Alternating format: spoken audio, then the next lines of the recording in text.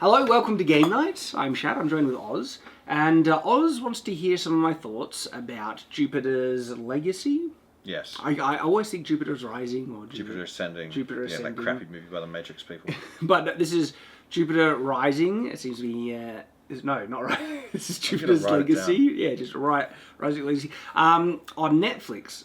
Almost like Netflix's attempt at a more realistic superhero thing. I don't know anything about the graphic novel. And so at the moment, completely irrelevant to what I watched on Netflix. If the graphic novel was done right and I criticise something, but if the graphic novel, doesn't matter. This is just for the show at the moment. So the first thing about Jupiter's Legacy is very forgettable. Yeah, it looked like one of the CW DC shows almost, but with a little bit better production value. And the reason why I can say it's very forgettable, after a couple of weeks, might be months since I've watched it. No, a couple of weeks since I've watched it, I'm having trouble remembering a lot about it, which should say a lot as to its quality. Just flat. If something good, you usually remember it, and you usually remember things you like. It was sad and flat, and I remember enough to have a bit of a discussion. The thing I remember the most about it, my favourite part, was the girl who had the butt. There is a girl who has, surprisingly, she does have a butt. She has a nice butt. A lot of girls do happen to have butts, whether they're nice or not is a subjective view. It's up to your own tastes. But there is a girl, she has a butt. She's very whiny. Yeah, most women are. Oh my goodness. This one is. She's a crackhead, total druggo. Oh yeah. Doesn't want to help be with the superhero people and everything. So I didn't get she was a selfish drug addict too, and so nothing really appealing about her. And I'm having trouble remembering even what happens at the end of this. So by the way, spoilers. You're not missing much, and so the show ends on a cliffhanger, and they're not even going to renew this. What was the cliffhanger? It's like, this guy's really the bad guy, who was so obviously the bad guy from the beginning. Oh, the balding dude, yeah. Was he the balding? He had a mustache when he was young. Alright? Yeah. Yeah, he's the you psychic said you dude. didn't see it.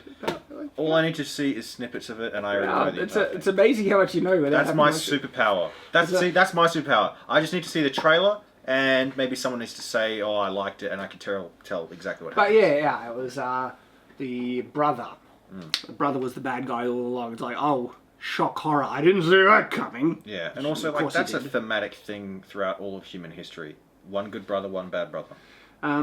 One interesting thing about Jupiter's Legacy Rising is the code, and so the Utopian.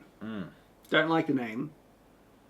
Yeah, because some of the worst things imaginable have been done in the name of utopia. It actually has. Read the Gulag Archipelago.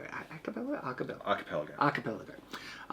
Oof. And that soured me on the word utopia. Now it's like, dystopia is like the only, thing that results in utopia. Or an attempt to achieve utopia, should I say. Not even dystopia. The utopian. Just but evil. He has a creed, a superhero creed, and one of the guiding principles is to not kill. We do not govern, we do not kill. I actually kind of really like that as a superhero theme. The problem is, one of the themes of the show is that times are changing and the bad guys are this is pretty dumb. They're like, the bad guys are starting to kill us. What are we going to do? I'm like watching this. What, this is the first time the bad guys have tried to kill superheroes? Are you kidding me? But, no, the bad guys actually started. And so they didn't try and there was conflicting kind of themes then. Because is this supposed to reflect, kitty-type superheroes that are all pure and nice? No one kills. It's like, the bad guy never tries to kill the good guys. The good guy never kills the bad guys. And they always throw him to prison. And he breaks out and he does it again. It's like, you scallywag, I'll get you again. You'll never catch me, Batman! I think what it was meant to reflect was the fact that... Spider-Man! Yes, I think what it was trying to reflect was the fact that, one way wasn't particularly working anymore, right? But, that's the thing that has worked for thus so long. Well, this is where it comes to the conflicting themes for me, is that then they're trying to portray a more realistic-ish, not going as far as the boys, but they're trying to make this as a somewhat real, you know, with actual drama, family drama. They're not getting along, there's swear words and things. And yet, that came in such a contrast where there's like, okay, if this is more realistic and more gritty, of course the villains would be trying to kill him like before, but they're like shocked that they're and so that pulled me. I was like, oh, this isn't making sense. There's a bit of conflict.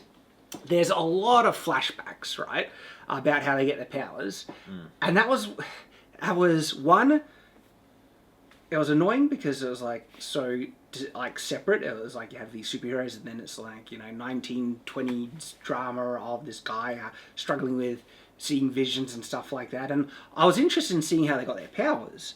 And so that story, though feeling so disjointed and separate of the plot, ended up being the only thing I cared about seeing, yet it was still so boring.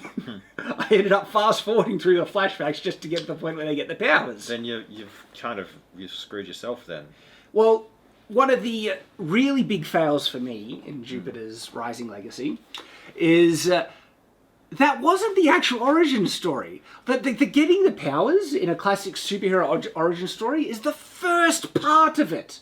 The actual true part of it is them learning what to do with their powers. Yeah. And like Spider-Man, he gets bitten at the beginning of the story. But the point of the show wasn't that it's about a superhero's rise, it's about a superhero's fall. The actual fall of their empire. Kind of. Well, we will never know because they're not going to renew the season. It started to fall where the bad guy was revealed and then that was it.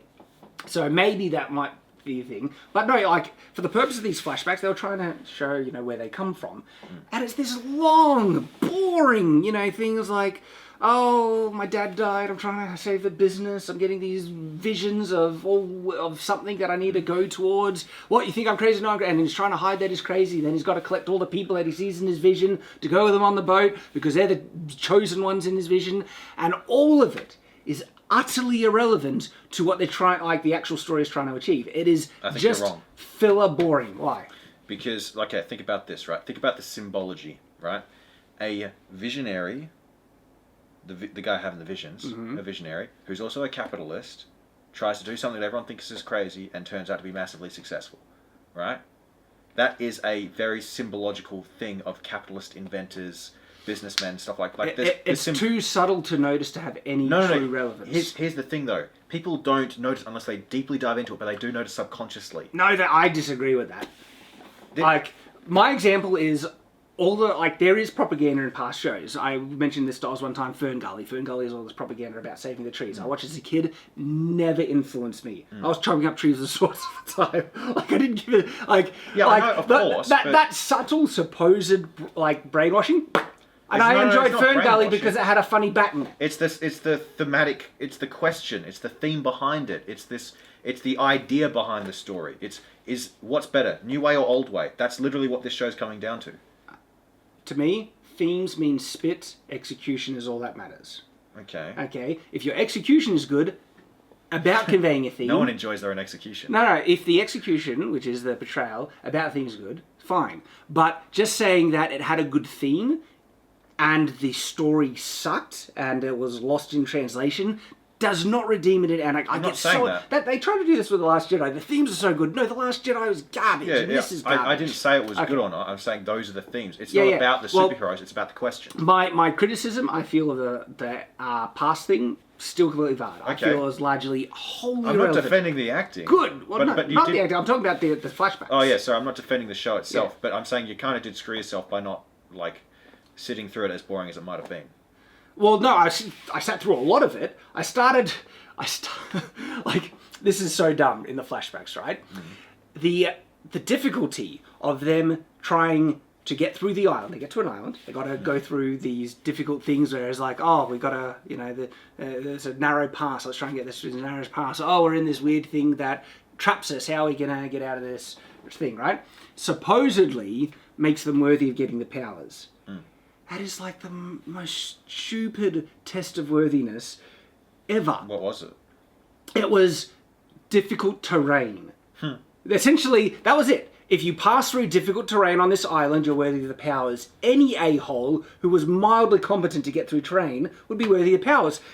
These Martians, and these are like, what, the Jupiter, I don't know, they end up on Jupiter and they get the powers, or a moon around Jupiter, sorry. It was like, this was supposed to be a test, and they say that, like, we were tested, we were proved worthy, implying that they had achieved some moral victory that made them worthy of the powers, when all they did was move through difficult terrain. It did not prove they were, they were able to come together as a team. Sorry, that was like, at the final moment, right? They're touching their hands on the stone, and one of them doesn't work, and it's because it's not getting along well with one of the others, and they have to bury their hatred. And so, okay, they have to overcome their, difficulty with each other to be worthy to touch the wall, to open up the thing and get the powers. That was like the only thing. But they're saying everything else they went through, so you can pull together when it's a hard trip. Any hiker team can do that.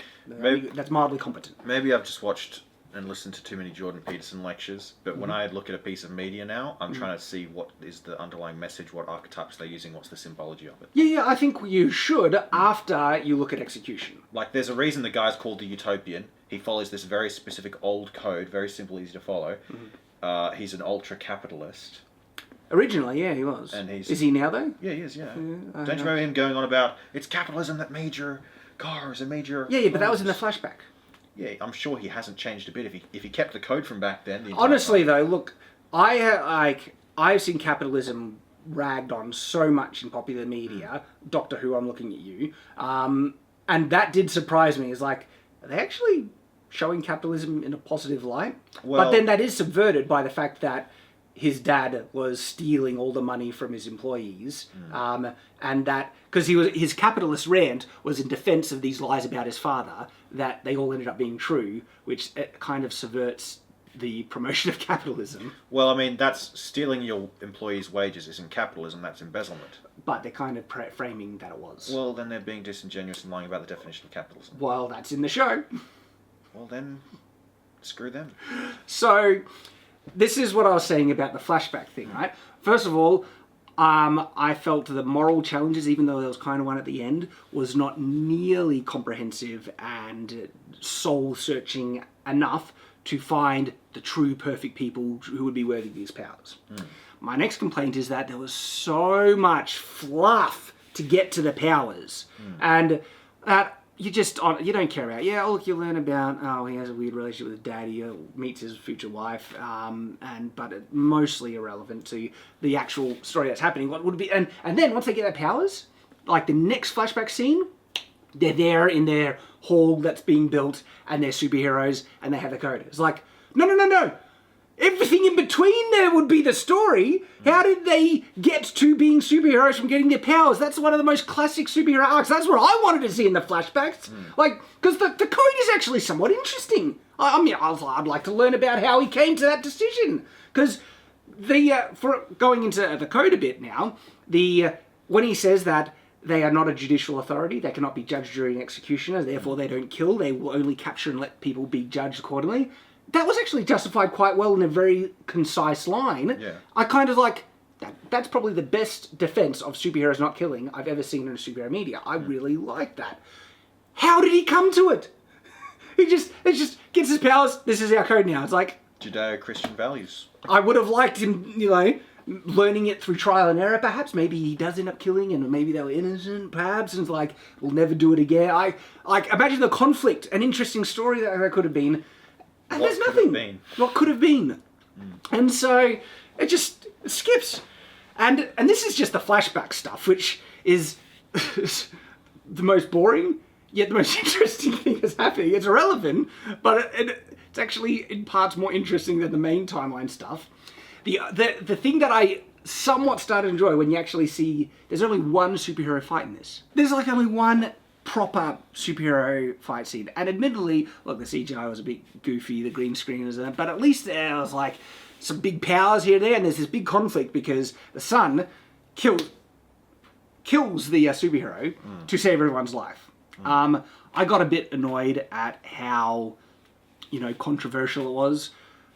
And I admit that, some of the stuff in the media and everything, but also obviously the right call. Like, you know, my dad's about to die, everyone's to die, this superhero has already murdered one of the things, and so he breaks the code to kill this bad guy, who doesn't even end up being the real bad guy, he's like a clone of him, so why are you annoyed in it? It's like killing a robot.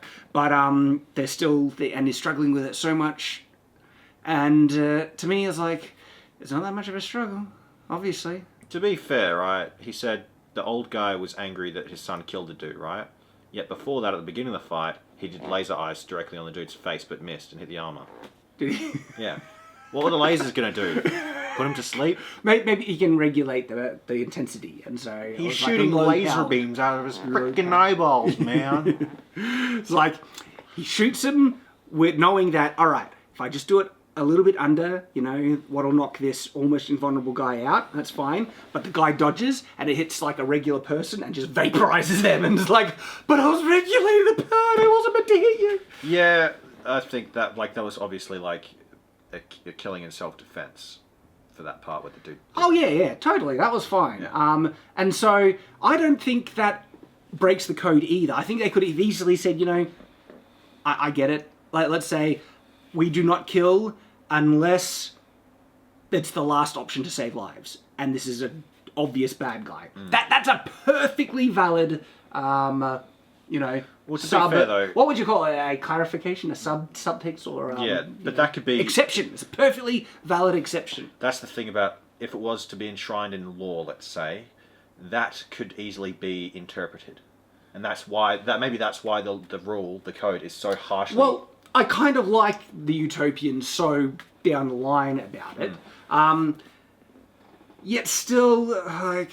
So that way, when it is broken, it's a big thing, not just like, oh, well, interpretively, it was to save lives down the track. Okay, well, you know, maybe I'm willing to ease back on my criticism about the whole drama of him breaking the code then. Maybe. Oh, no, I agree that in that circumstance, that was a justified killing. I feel it was. But if the dad...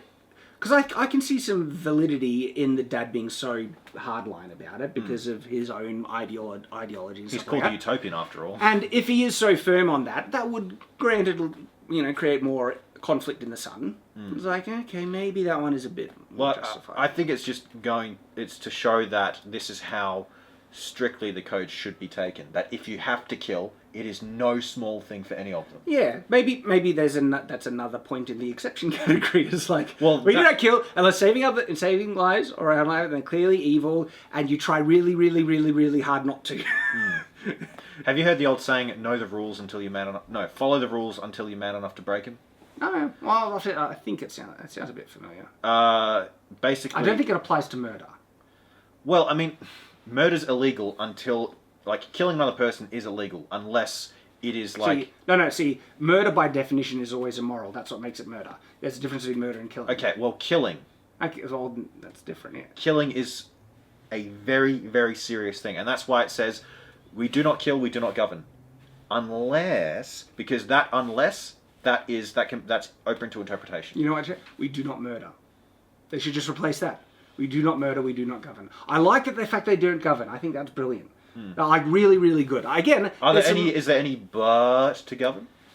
No, I think that one should be a hard line. Never cross over the line with that, because their powers... But aren't they technically governing who gets to go to prison and not?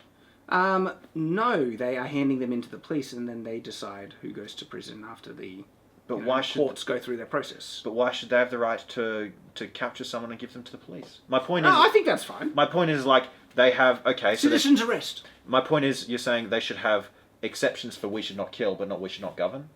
One act is... No. I reckon you should replace we shall not kill with we shall not murder. But murder means, and you said it yourself, means to not kill an innocent person. Done. Perfect. So they can kill guilty people. You're right, that gives them too much... if killing is the only way to stop them... But again, they could argue, what if you have someone captured and you're like, we have to kill this guy so then we can stop him? You're right. That's why I'm saying, I agree with you that, there's times to kill, but the reason the code is written this way and it's so harshly enforced... Yeah, and I think that's justified as well, like with this character being so... I think that it's good to see the character so hardline about it. But that was like the only interesting thing that kind of like... the whole subplot of who made this fake supervillain, and we've got to get in his head. Was it the brother? Yeah, it was Ultimate. Well, they thought it was like the missing member of the original team, Shadow Fox or something. Fox, something. He was a fox. There was Fox in his name. That's weird. Yeah, I don't know. I can't remember. Dumb. But yeah, you know, it was the setup that he was always the villain, and he still kind of might be. There's a bit of a confrontation in the mental fight that they end up having, and then it's really the brother, and the brother ends up murdering his own daughter to keep his secret because she gets in his head. That's the big ending part, and I was not invested in it at all. Didn't care. I mean, all right. Interesting things. There's a guy who has like a stick baton that he, if he's holding it, he can teleport.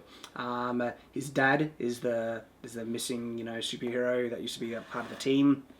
He ends up hooking up with the daughter, but anyway, that little, teleporty thing, that was cool because he ends up using a creative way to kill someone after him. Where first it's shown that he's just using it to teleport from location to location, and then some person starts to threaten him. And it's like, so-and-so is going to be going after you. And he holds it up and he says, oh no, he's not touching it this time. And so it seems like if he's touching it, it'll take it with him. But if he's not touching it, it'll teleport itself. And he goes, so-and-so's heart. And it teleports away. And then he holds out a return. And returns a hand that's covered in blood. And the guy was like, and then he's like, puts it down and is like, just tempt me to say your name. And so that's pretty cool. That was cool. I liked it. Okay. There's not much to like in it because overall it's dull and boring, and you don't get really invested in the characters, and the flashbacks are mostly irrelevant, and then you don't get what I think. And so I would give Jupiter's Rising Legacy maybe a 3 out of 10. 3 out of 10. I haven't seen it. You know a lot about it. Yeah. There's a lot that can be known when you know how to look, whatever. And this is the thing. I'm sure there's so much more I could comment on and talk about. I just can't remember it because it's so forgettable. That's how dull it was. Didn't leave a lasting legacy, you would say? Yes. Jupiter's Legacy is not going to have much legacy. All right. I'm Oz. I'm Shad. Thanks for watching. Go away now. Don't copy the drinker. I'm sorry. Goodbye. We do need our proper game night. Sign-offs. Think of some sign-offs, put them down in the comments below. Greeting and sign-off. Yeah, greeting and sign-off. Oz wants to always copy my greeting on Shadowverse. It's greeting. The best. No, it's thank you for inventing the word greeting. Sorry that I try to use that word. Yeah, use something else. Alright, thanks guys. We'll see you next time. Yeah.